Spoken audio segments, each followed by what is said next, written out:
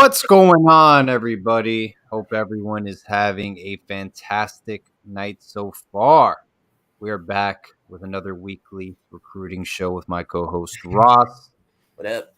We have some very, very talented guests coming on the show. We're excited to bring them on. Some are the first time coming on the scoop. And our next guest, he's a quarterback out of the class of 2024 from the state of Texas, and he's a very talented player.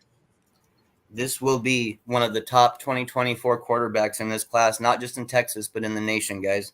This is 2024 quarterback DJ Lagway from Willis High School in Texas. Hey, how y'all doing? Derek, how you doing? It's a pleasure good. to have you on. Yes, sir. Good, man. Absolutely. We're very excited to have you on the scoop. Ross, I mean, what does DJ bring to the table that's, really caught your eye when you were breaking down his film? Man, arm talent, advanced IQ,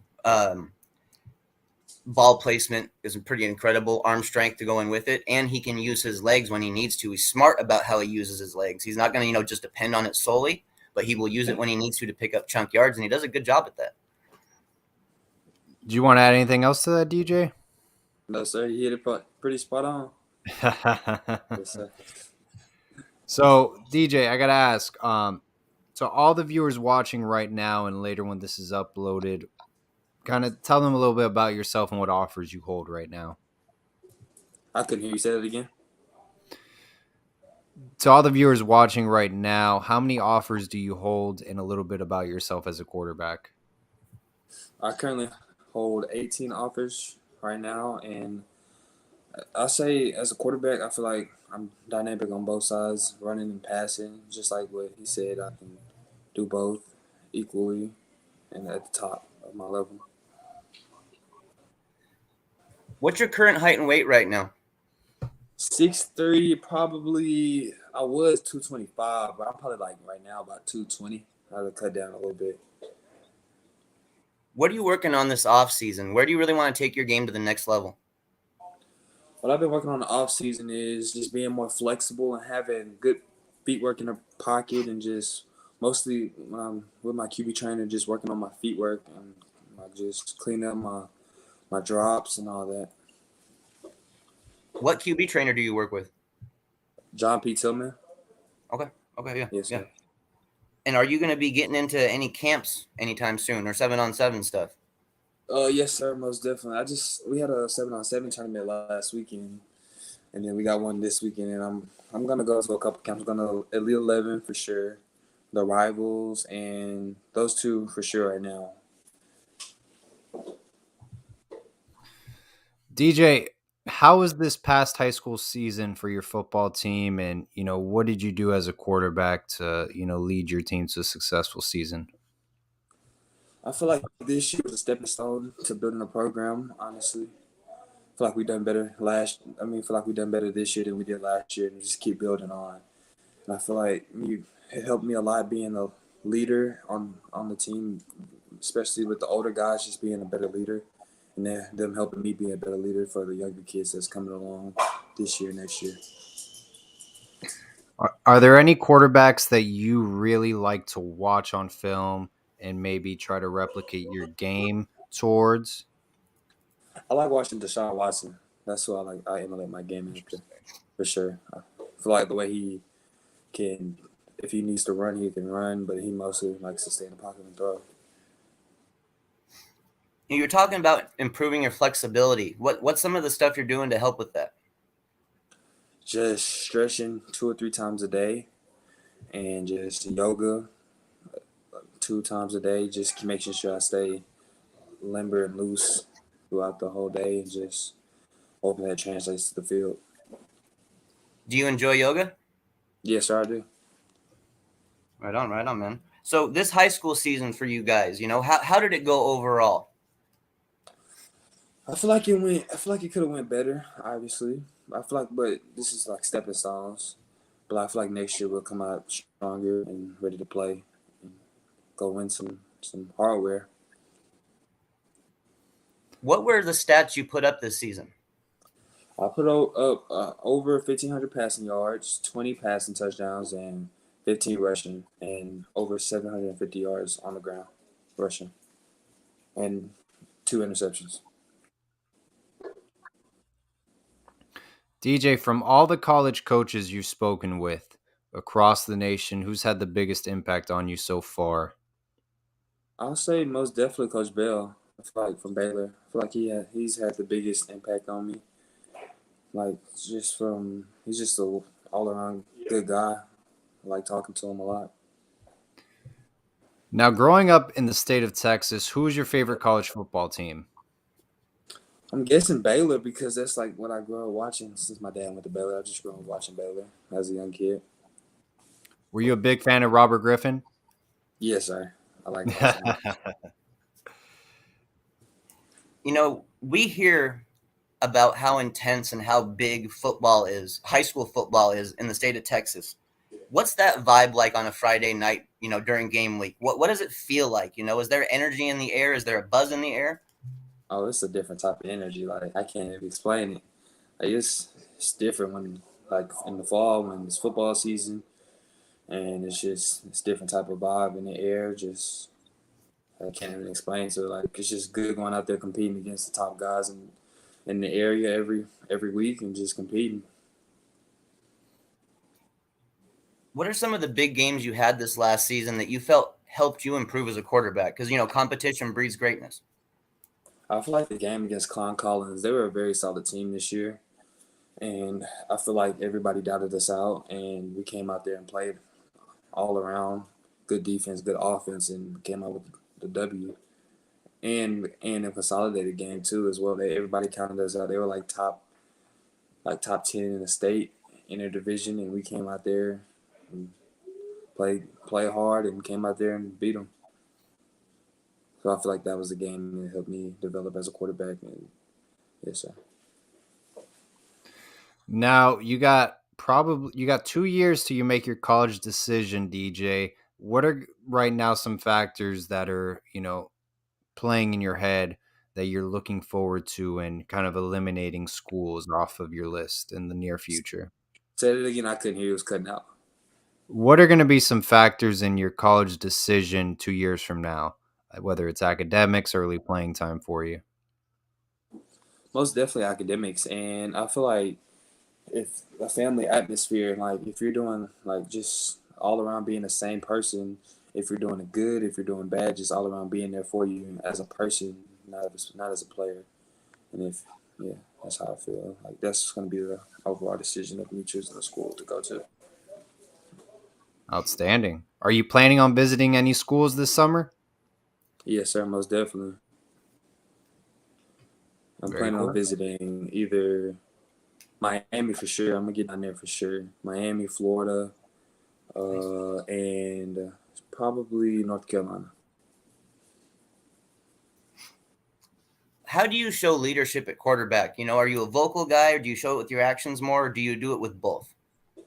I feel like the last couple years, my freshman year, I feel like I just did it with like when I was a freshman, like it was just different than me being a sophomore because like I had to kind of step up in that leadership role and be more of a vocal guy, which I'm not really like that. I'm not really like a vocal guy like that. But this year kind of opened me up to be more of a vocal leader. So I feel like I'm both. Yes, sir.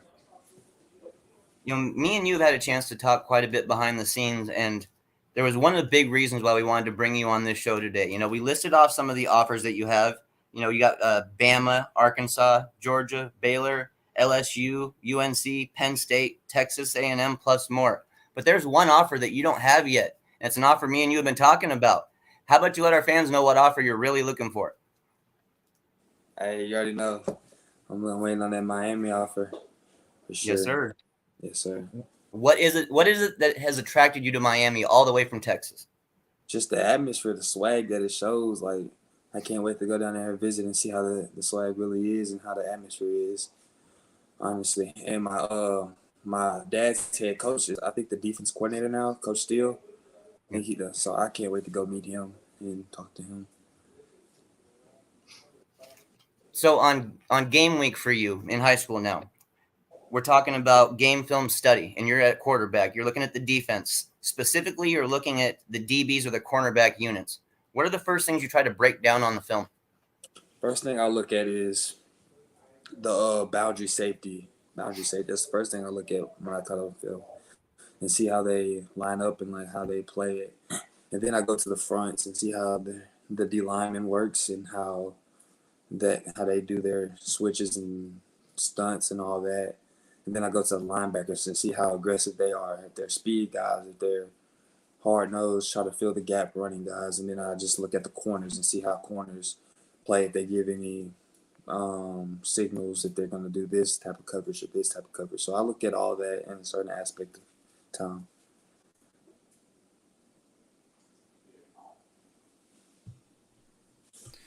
DJ, is there a certain offense you feel like you can succeed the most at the next level? I feel like I really haven't did no deep diving into offenses yet like that. So I just been enjoying the process really, and I think like around next year I would really see like what offense really fits me, and to see like what I would do, how I would do in their offense. Honestly, Describe your game for us. What do you consider yourself? I know that you have the dual threat ability, but how do you see yourself as a player? Where do you have a lot of pride in? I see myself as a game changer player. Like I feel like I could break a game in one play. Either that's throwing a 60-yard bomb or running for a 60-yard touchdown. I feel like I can do both and change the game in one play. That's the type of player I can say I am. I think I am in a couple words. We're a lot of our fans, are focused definitely in the Florida area. So give us kind of a little insight here to Willis High School. What's that like yearly? What expectations do you guys have at that high school as far as winning? We have a state championship mindset. We do everything to get to those 16 games to win state. So we have like a thing called state teams. Like we do 16 state push-ups. We do that every single day. It shows each push-up stands for a game to get closer to the main goal of the state championship, the 16th game. So we do stuff like that just to keep the goal, one goal, and just stay that same goal and just keep working on that goal every day.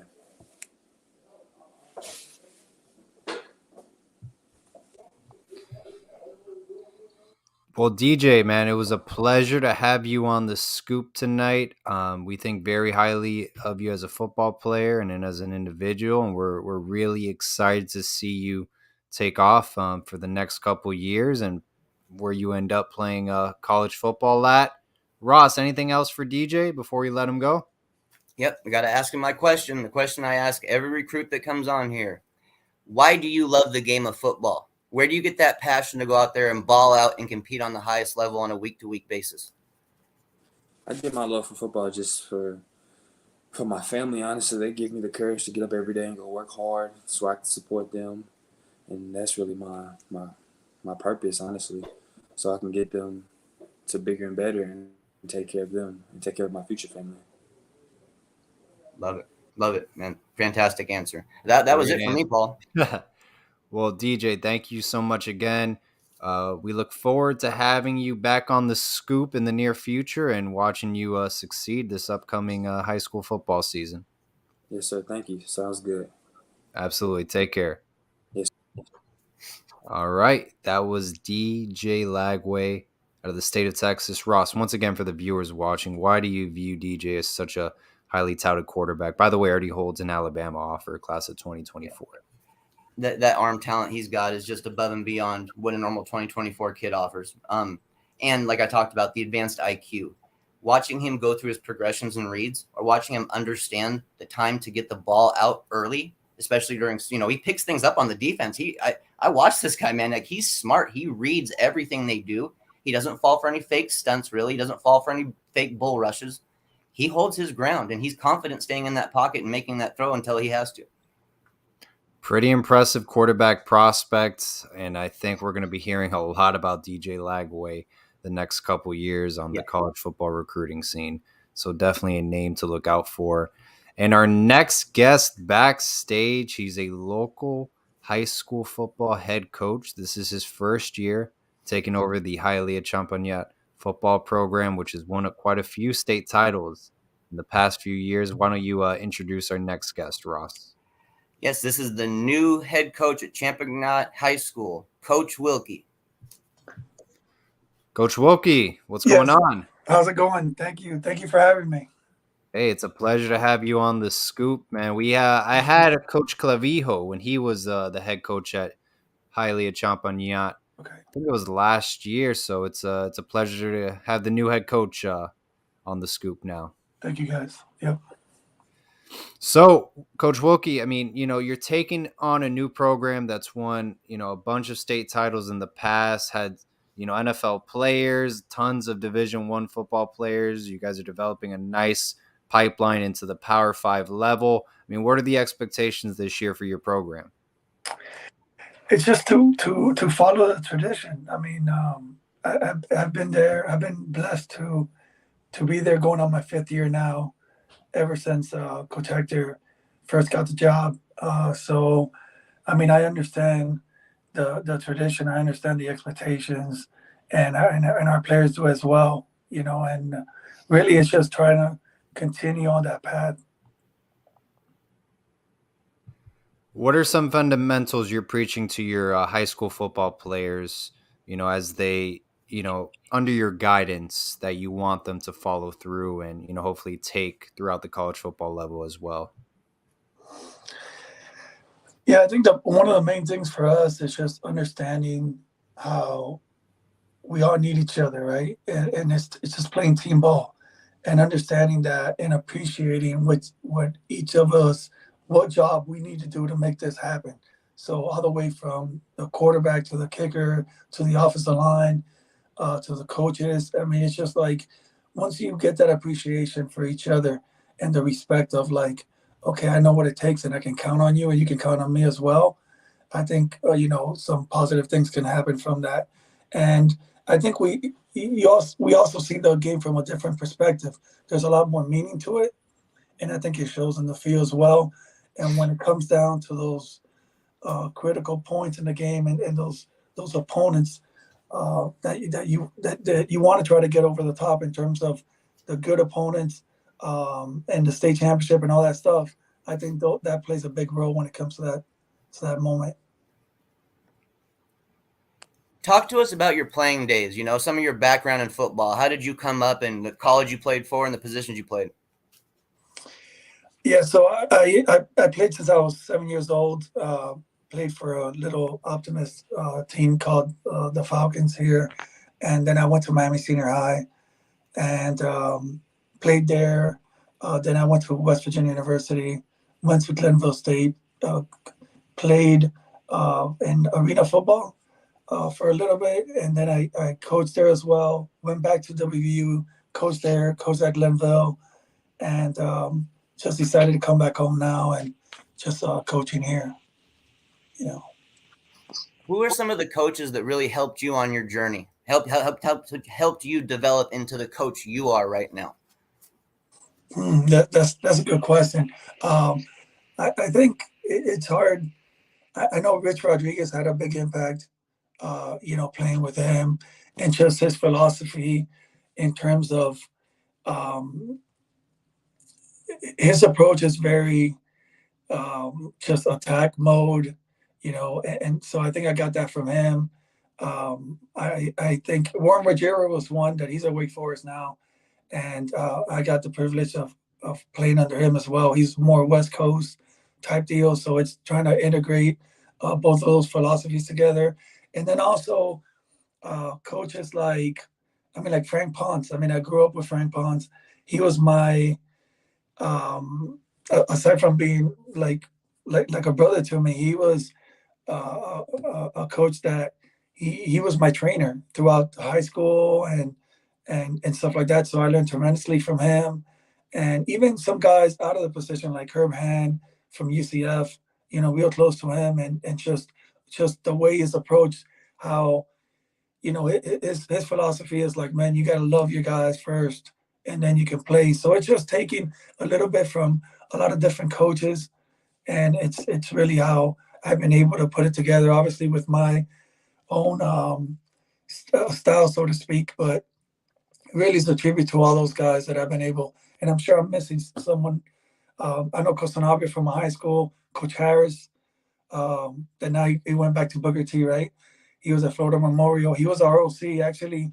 When I was a quarterback at Miami Senior High, that was his first OC job ever. So imagine how much he's grown, even to be a national championship coach. I think there was one year there that they didn't lose a game for like 2 or 3 years, right? Booker T. So it's amazing what those guys been able to do. And on that staff, on the Miami Senior High staff, um, so many great coaches came from there.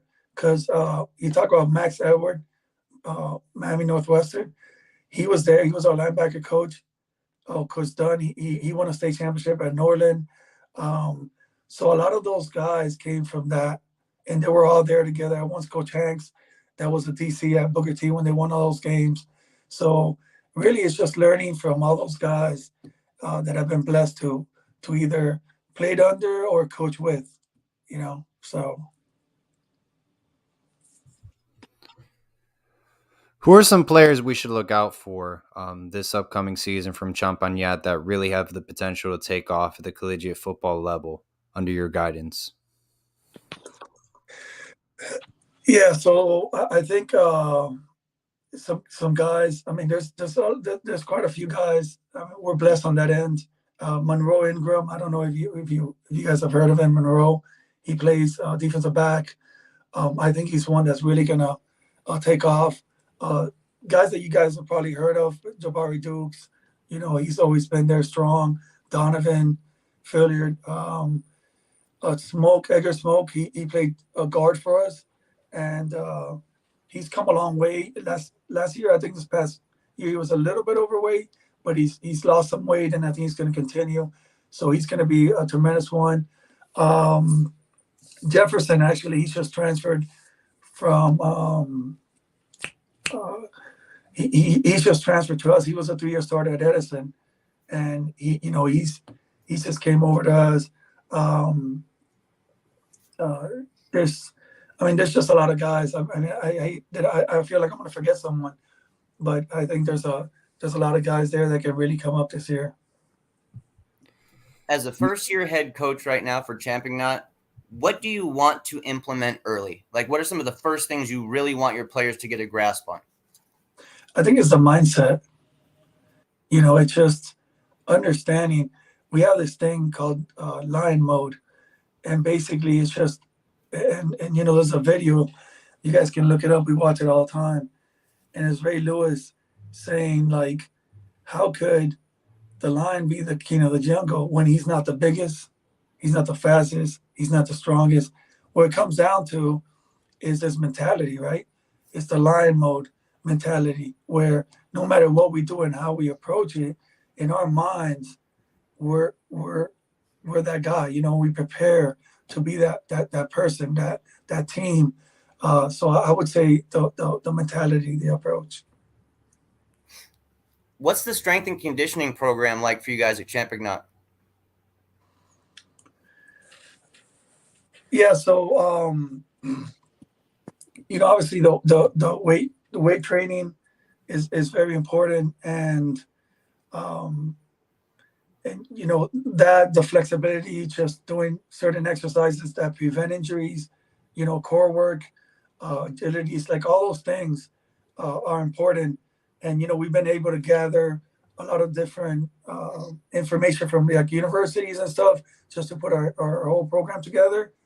But again, even throughout the years, it's one thing that it really comes down to the intensity and the mindset of how you approach it. You got to do it with a purpose. And I think that regardless what you do in life, and I tell these guys, no matter what you do in life, man, you do it with a purpose, and there's meaning behind it, more than likely it's gonna work. Opposed to just you can have the best exercise regime in the world, but if you don't approach it the right way with the intensity that it deserves for you to excel, it's just not going to work. So it's just again, I think it really goes back to the mindset and understanding that it takes a team. There's no such thing as one person winning. The game.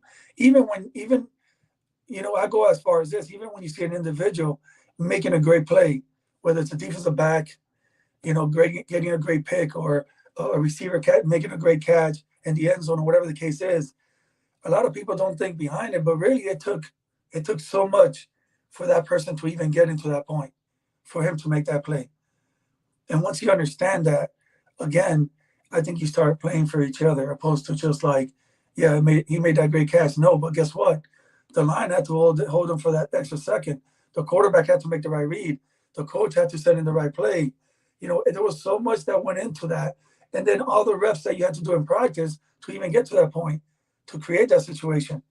And when you see it as a whole, I mean, it's a whole different perspective, and again, I think that's what we try to tackle every day and let our guys know that, this is the importance and what it feels like to have that brotherhood type of team.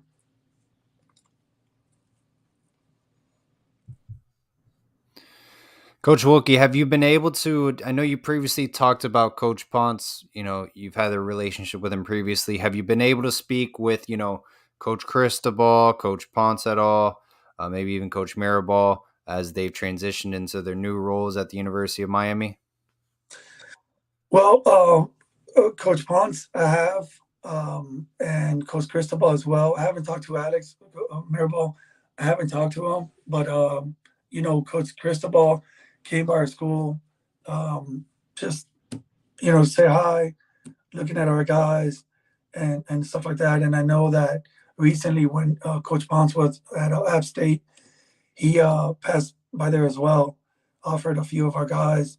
So yeah, just keeping in touch with those guys, and I'm so excited about them being back together, right? Because if you look at it, that OFIU crew kind of got back, and now they're at and I'm extremely excited about that. How do you determine leaders and captains on your team? Is there certain things that you look for ultimately that you want in those type of players? Yeah, absolutely. And again, mindset, commitment, consistency. I don't think necessarily your captain's got to be a starter.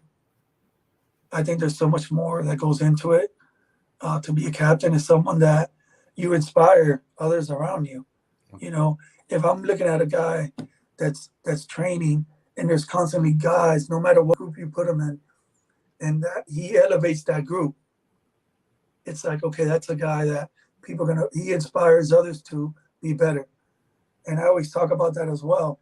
I'm like, man, inspire the guy next to you to want to be that guy. If you guys are done with the workout or whatever you're doing, and it's like, man, you know what? That person made me want to be a better person.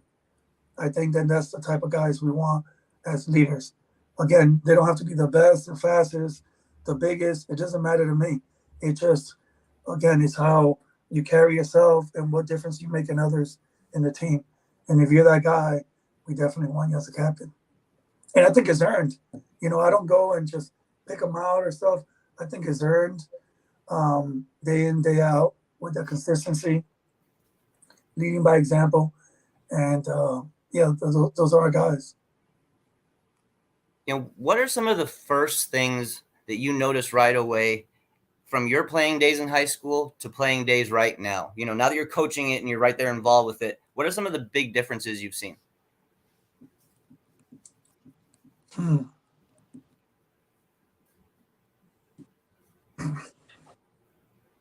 Well, I think that for one,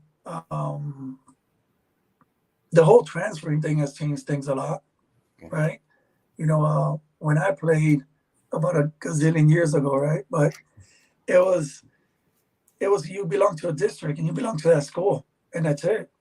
And it's just one of those things where, I mean, there were transfers here and there, but very, very few. And it was one of those things that if for a reason or another you thought your coach didn't like you, or you were, I mean, I remember one time when I first got to Miami Senior High, I was quarterback number 6 in the depth chart, and it's like, you got to fight through it. You got to go and figure it out. And I think that that's one of the things that And I think in the long run, it kind of makes you, right, to understand like the hard work and kind of going through that. As a matter of fact, one of those guys that were a quarterback there, you guys probably know James Coley.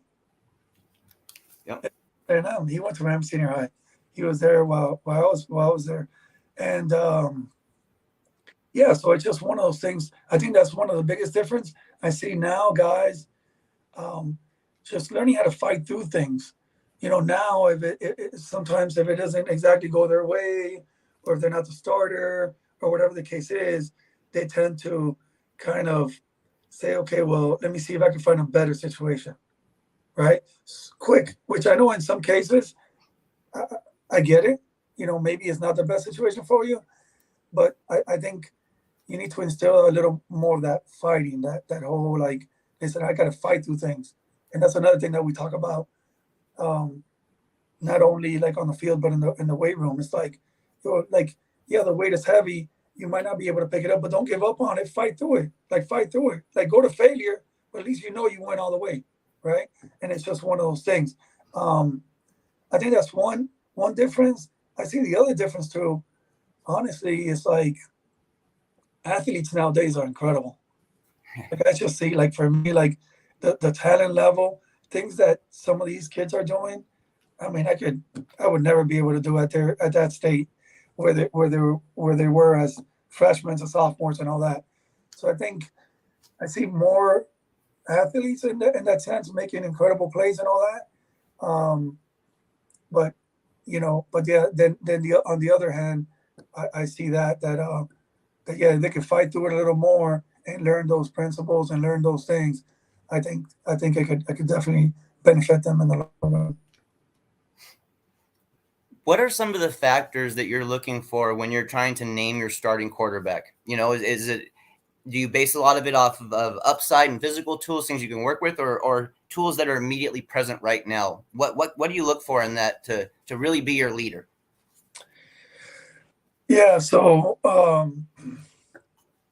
one thing that's big, and I say this to a lot of quarterbacks that I train and all that. I'm like, listen, if you go right now and you see, let's say in the NFL, we had no clue what the quarterbacks, their names were, and you just put them on the field or they're warming up, and you get guys like Tom Brady, Drew Breeses, and all those kind of guys, and you see them just throw the ball, and you see other guys that are also in the league, you probably wouldn't even pick them, to be honest. It's just be one of those things like, he doesn't even look the best. He doesn't look the strongest. He doesn't look the fastest. He can't throw the hardest. And so on and so forth. But it's the other part that really matters in the long run. It's like, does the team rally around you? There's some guys that just naturally, they get there and the team wants to play for them, right? And it's almost like they're so unselfish that it's like they're willing to play for the team, so the team wants to, in return, play for them. And I think that's like a beautiful thing.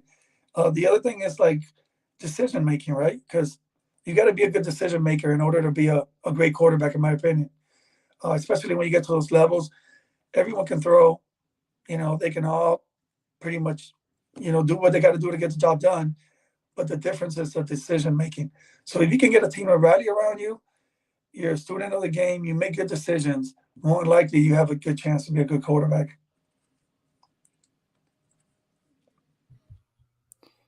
Well, Coach Wilkie, I know we're very excited to see, Champagnat put on a show this upcoming season. What's the expectations you have for your high school football team as you're leading the way in the first season? It's just really just become the best we can become. Just that's pretty much it. Take one game at a time, and really evaluate ourselves. Not even we know what we have to do in order to be successful, and let us judge ourselves in terms of whether we play a game or practice or whatever the case is, and we watch film. It's like, are we being the best version of ourselves? And I think if we are, and we continue to pursue that, we're going to be okay at the end, because we have enough talent and we have good coaches, and we have the tradition and all that to be able to continue and do great things. But we just got to look at ourselves and say, are we being the best version day in, day out of ourselves? And if we are, and we get that 1% that day, okay, well, that's good. Now tomorrow's another day. Let's go chase that 1% again, and eventually we'll be successful at the end. Awesome. Can't wait to see Champagnat this upcoming season and the great things your team will accomplish. Ross, anything else for Coach Wilkie? Yep. And this is a question that I actually ask our recruits every time. So this is going to be interesting asking a coach this question. Okay. Why do you love the game of football? Where do you get that in your gut and your heart and that passion to go out there and just want to knock guys on the ground? I love the game of football because it challenges you in so many different ways. You never know how it's going to challenge you. Sometimes it could be as simple as maybe you're down in the game and you got to find a way to somehow come back and get the victory. It could challenge you in a sense of sometimes you have a lead and you get so complacent and you lay back and guess what? You lose that lead. And sometimes you're hurt. You got to play hurt. Sometimes if somebody comes and, smacks you in the mouth and you're like, whoa, how am I going to get up from this one and go up? So if you think of it, when you think of and you make the analogy between that and life, man, it's just like it. There's going to be ups, downs, and in betweens. And the question is getting up and seeing it from that perspective and saying, how am I going to get up and continue on the next journey, right? And I think that's what I love about it, that it builds people, man. It builds character. It builds a lot of guys and teaches them how to be successful in life in order to overcome things, because you're going to have to overcome stuff in order to be successful in football. I promise you, right? You're going to play hurt. You're going to play hurt. You're going to be down sometimes. Things aren't going to go your way. You're going to have some drops. You're going to throw some picks. There's going to be things, obstacles. But can you overcome that and continue the fight to then hopefully win the game and that end? So I think that's what I love about it. It just builds character, Well, I got to say, I feel like Champagnat has got a very solid head coach coming in, and we're really, really happy we got the chance to talk with you. We really are getting to know the coaches, the local coaches especially, and getting to build those relationships. It's an important thing for us, and it's an important thing for the entire recruiting process in general. Just keep kind of everybody happy on the same page and trying to promote everybody, trying to get their faces out there and stuff. So we greatly appreciate you giving us this time, Coach. We really do. Oh, thank you guys. I mean, I appreciate you guys. Thank you for doing what you do. I think it means a lot to the coaches, to the players, for football itself in this area. And I really appreciate you guys. Thank you for having me. Anytime, Coach Wilkie. We look forward to having you on in the near future after you guys win another state title. So we'll hold you to that. All righty. Take care. Appreciate it. Thank you. All right. That was Coach Wilkie, first-year head coach, Champagnat High School in Hialeah, Florida. Let's see. Can they retain their state title runs of back-to-back? They've had great players like Gregory Rousseau come through that program. Let's see Coach Wilkie taking over the program now. Wish him the best. There's definitely talent on that team, like you mentioned, guys like Jabari Dukes and stuff. These are 2023 and 2024 kids that are playing above their level already, kind of. So He's got some good young talent on that team. I think that while it might take a year to get it all meshed in and all developed, I think by the second season of him as head coach at Champagnat, you'll start to see a lot better football. Well, Ross, I'm not gonna lie, we had one of our guests backstage disappeared.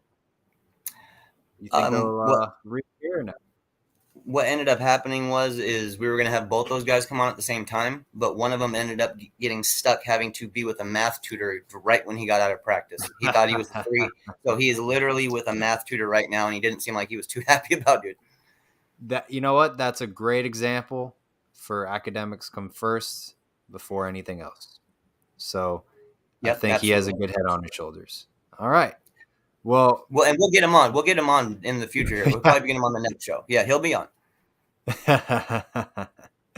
Well, honestly, we had a lot of great guests on. I know the two guests we wanted to have on come from a very prolific high school football program, and we're excited to get them on in the near future because I know there are going to be some big names coming up.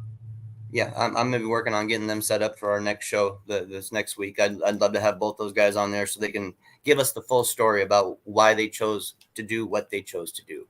That's the mystery we're going to leave you guys with. Awesome. Well, guys, I'm doing a show with John Beeson, Brandon Merriweather, Thursday at 6 p.m. You don't want to miss out, and I hope you guys enjoyed this week's recruiting show segment. As always, it's all about the U. Go Canes. Go Canes.